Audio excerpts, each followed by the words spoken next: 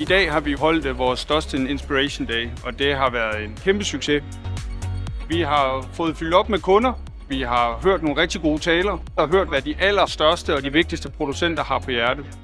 Vi har haft sustainability, sikkerhed, vi har haft AI som vores hovedtopics, og der er det jo enormt vigtigt, at vores kunder får inspiration til at høre og se, hvad det er, der rører sig i fremtiden.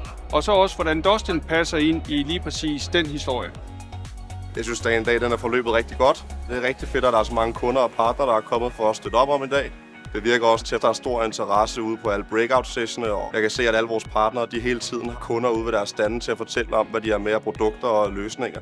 Så det virker til, at vi har ramt hovedet på sømmet med de ting, vi har taget med på vores dag her i dag. Det at få med på sådan et IT-event, som Dustin arrangerer, det er dels at få en masse input på, hvad der rører sig inden for IT, men også netværksdelen, synes jeg har rigtig stor værdi.